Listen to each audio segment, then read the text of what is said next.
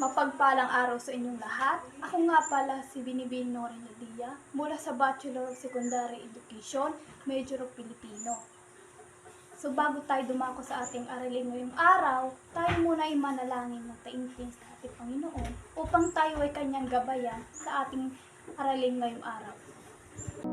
Tayo'y manalangin. Aming Diyos na makapangyarihan sa lahat, salamat po sa araw na ito. Salamat po sa magandang kalusugan at sa mga biyaya na aming natatanggap araw-araw. Tunay na kaibuti mo po, Panginoon, kaya patuloy na pinupuri at sinasamba ka namin. Dalangin po namin, nagabayan niyo po kami sa araw na ito. Tulungan mo po kami na maunawaan ang lahat ng mga araling ituturo sa amin. Bigyan niyo po kami ng talino, pagmamahal at kalakasan sa aming pag-aaral. Pagpalain mo po ang aming bansa, ang aming paaralan, ang aming mga guro at mga magulang.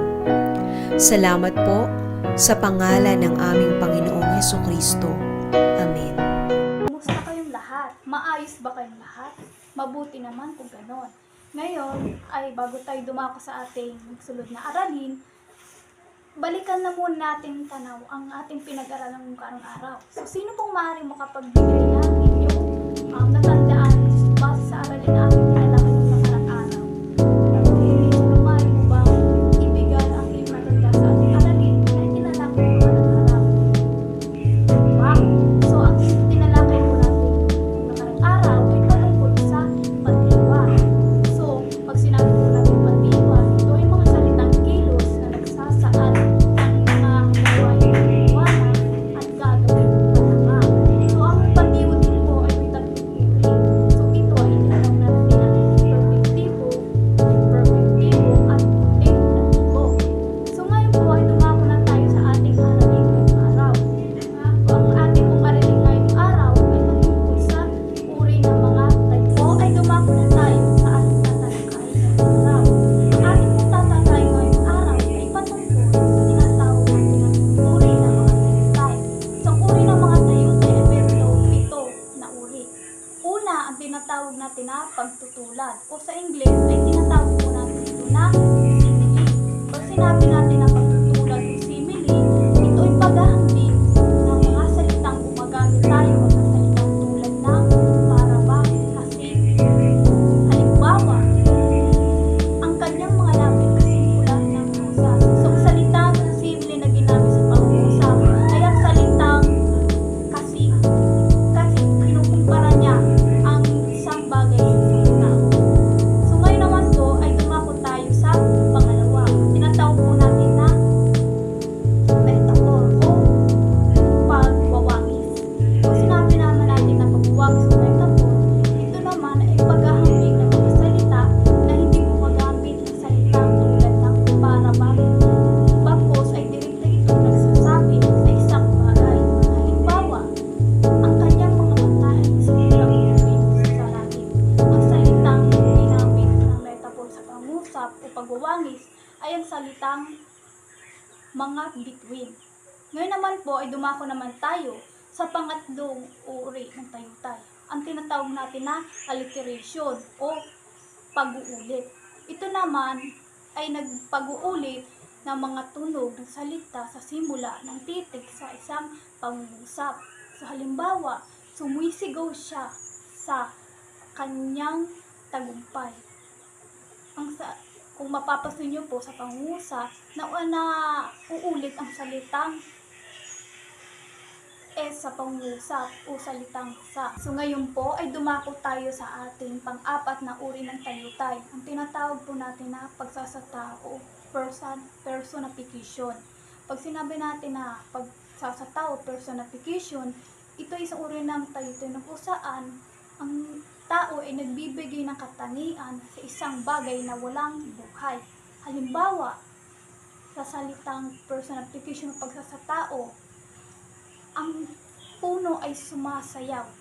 ang salitang ginamit na personification pagsasatao sa pangungusap ay salitang sumasayaw, sapagkat ang katangian ng tao ay binibigyan niya ng katangian. Ngayon naman po ay dumako po tayo sa pang-anim na uri ng tayutay. Ito po ay tinatawag natin hyperbole o pagmamalabis. Pag sinabi natin na pagmamalabis o hyperbole, ito po ay labis na pagmamalabis sa pagbibigay diin sa mga salita. Halimbawa, gutom na siya, kaya kaya niya nang kumain ng isang buong kabayo. So, ang salita dyan na hyperbole na ginamit sa pangusap ay ang salitang kabayo, sapagkat labis ang kanyang binigay na pagmamalabis sa pangungusap na salita. So, ngayon naman po ay dumako tayo sa panghuli na uri ng tayutay. Ito po ay tinatawag natin na irony. Pag sinabi po natin na irony, isang pagpapahayag na salungat sa literal na sinasabi. Halimbawa, ang ulan ay isa sa pinakamagandang araw para sa picnic. Kung mapapansin nyo po, ang salitang ginamit sa pangungusap ay literal na salungat sa sinasabi sa halimbawa. So, yan po yung mga uri ng mga tayutay. So, naintindihan po ba natin ang mga kahulugan ng uri ng mga tayutay at mga halimbawa nito? Mabuti naman kung gano'n. Ngayon naman po ay dumako na tayo sa ating gawain ngayong araw. Ang gagawin nyo po, tutukuyin nyo kung anong uri ng tayutay ang ginamit sa halimbawa sa sumusunod na pangungusap. At gagawin nyo ito sa isang buong papel. Tapos na po bang sagutin ang inyong mga gawain ang pinapagawa ko sa inyo? Kung tapos na po, maaari nyo na siyang ipasa sa unahan. At ako yung chika mamaya at ibibigay ko sa inyo mamaya pag uwian nyo na. So, bago tayo matapos sa ating aralin, may bibigay ko sa inyong takdang aralin. Ang gagawin nyo, magbibigay kayo ng 5 uri ng tayutay at bibigyan nyo sila ng isa-isang halimbawa. At kapag nagawa nyo na yon, ay kailangan nyo ibigay siya sa akin sa susunod na araw sa ating pagkikita. So yun lamang at maraming salamat sa pakikinig. Naway magkaroon kayo ng isang malawak na kaalaman sa mga paksang ating tinalakay ngayong araw. So goodbye everyone.